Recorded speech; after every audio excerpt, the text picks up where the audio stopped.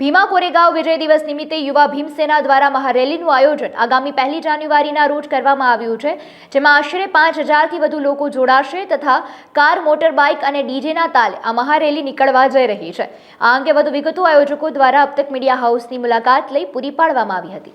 મારું નામ ડીડી સોલંકી, યુવા ભીમસેના સંસ્થાપક છું। ભીમા કોરેગાંવ વિજય દિવસ નિમિત્તે રાજકોટ આંબેડકર સર્કલ ખાતે 1 જાન્યુઆરી 2024ના રોજ મહારેલીનું આયોજન કરેલ છે, જેમાં યુવા ભીમસેના સમસ્ત અનુસૂચિત જાતિ દ્વારા આયોજન છે। આ આયોજન 2019થી અમે કરેલી છે। આયોજન કરવાનું કારણ હતું કે 2018માં જ્યાં અમુક મનુવાદી લોકોએ જે ભીમા કોરેગાંવમાં જ્યાં હુમલો કર્યો હતો, પછી ત્યારથી નક્કી કર્યું કે સમગ્ર દેશમાં આ રેલી કરવામાં આવશે। આ રેલીનો ઇતિહાસ એવો છે કે 1818માં 1 જાન્યુઆરીએ 500 મહારોએ 28,000 જે જાતિવાદી પેશવાઓ હતા, બરાબર, એમની સાથે યુદ્ધ કરીને યુદ્ધમાં હરાવ્યા હતા અને જે અંગ્રેજોએ એને વિજય સ્તંભ બનાવ્યો છે।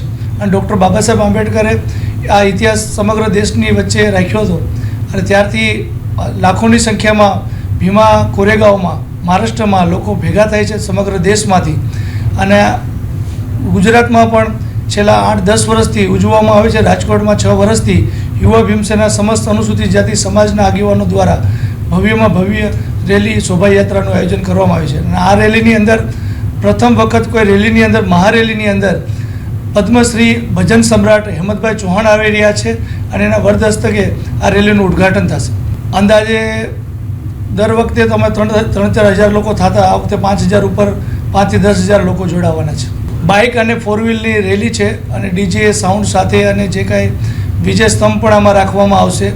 ડૉક્ટર બાબા સાહેબ આંબેડકરની બુદ્ધની અને મહાપુરુષોના પ્રતિમાઓ રાખવામાં આવશે। રૂટ છે doctor Ambedkar circle, 150 foot ring road, નાના મુવા સર્કલ, રાજનગર ચોક, કોટેજા ચોક, કિશનપરા ચોક અને જિલ્લા પંચાયત અને બહુમાળી થઈને ડૉક્ટર આંબેડકર ચોક છે જે હોસ્પિટલ ચોક પાસે, ત્યાં પુનઃવિલંબ થશે।